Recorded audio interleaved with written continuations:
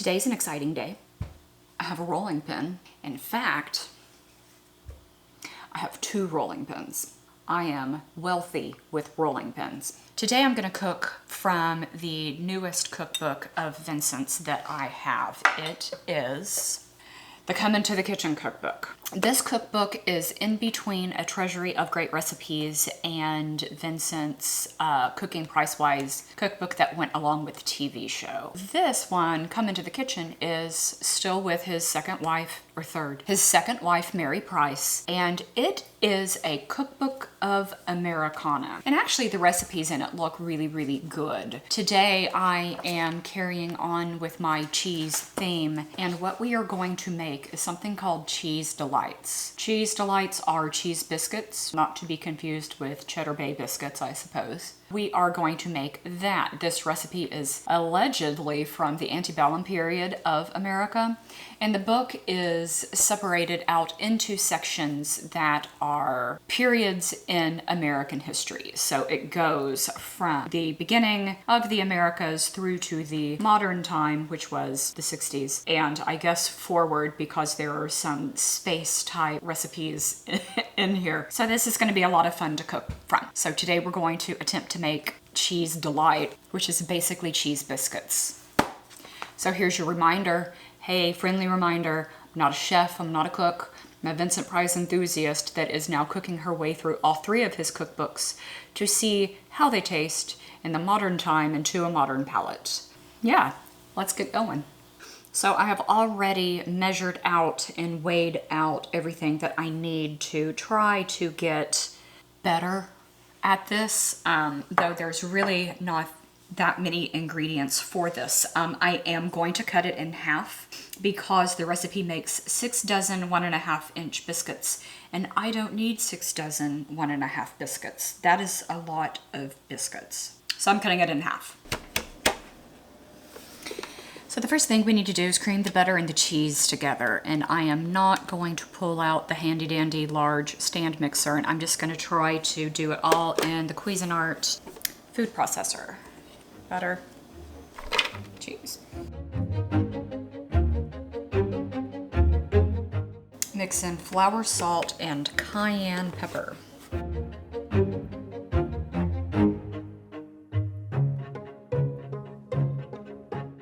Butter, cheese, flour, salt, cayenne pepper, and a blanched almond, which is supposed to go on the top of each of them. I don't have blanched almonds. I don't really think we're gonna miss that. It doesn't use any liquid either. I'm going to form it into a ball, and then I'm gonna chill it for 30 minutes. But I guess that's just what you're supposed to do. I realize that not all cookbooks are going to be literally step by step of how you do things. Like, it doesn't say to turn this out and form it into a dough ball. It just says to chill it. But obviously I have to incorporate that. So I'm going to get some plastic wrap and I'm gonna see if this forms a ball, and we'll chill it for 30 minutes. But I think if I had a cookbook, which would like just be recipes for like kale and Brussels sprout salad, I don't think there's a market for that. I would give a little more instruction, and let's see how this goes.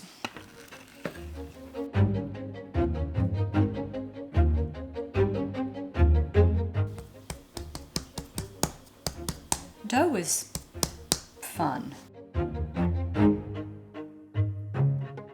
Once again, I guess it's just one of those things that you're supposed to know, and I did not. Form it into a ball. So, here we go. Got a ball.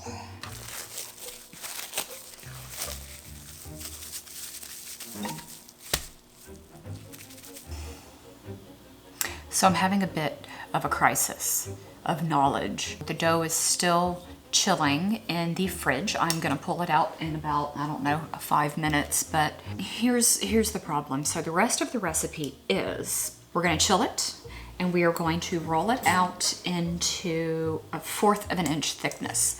I got a tiny ruler, and I'm gonna measure out 1/4 of an inch thick. But then it says, cut with a small round cutter. Fine, cut with a small round cutter. But then the recipe, if you're making a full batch, makes 6 dozen 1 1/4 inch biscuits. So I cut mine in half. So it should make about 3 dozen, which seems like still a disturbing amount of biscuits. But how big of a cutter do I use? It just says small round cutter. So I went through and tried to find something that was a small round cutter. I don't have cookie cutters that are not like shapes of animals and Halloween things. But I do have a various amount of mason jars and jams and shot glasses and things like that. So, okay, I've got a typical shot glass. I don't know if this 1 1/2 inch is the biscuit rising. Well, remember, bad guts, this is gonna be gluten-free, so it's not really gonna rise. This is an old coffee scoop that I found it probably came with a French press or something, but it's still close to 2 inches in diameter. This is another shot glass. It's one of those that's, I don't know, 2 sides. One is a jigger and one is an ounce. Or I can just use the top of a mason jar, but even then I think that's too big. So I don't know exactly what to do about that, and I'm going to figure it out as I am rolling out the dough. These bake for 7 or 8 minutes in a 350-degree oven. I'm going to use the toaster oven because I don't think it is worth it to turn the big oven on for this. And I am going to a quarter sheet or a quarter pan, whatever these are called. Yes, mine looks terrifying, but Allison Roman's look just like this, and she's an actual chef, so I don't think it matters. An interesting thing though is that it goes into a pan that's ungreased. Use an ungreased cookie sheet and sprinkle lightly with salt. I'm gonna go with kosher salt. It just seems to me like this should be greased, but I'm following the recipe. That is what we're gonna go with. I feel like this is wrong.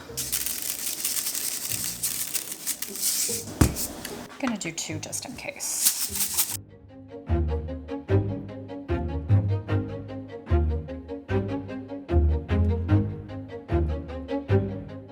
Well, that's it.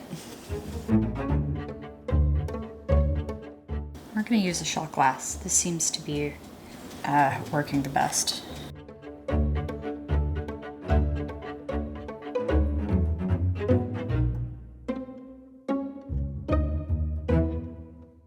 Huh. Okay.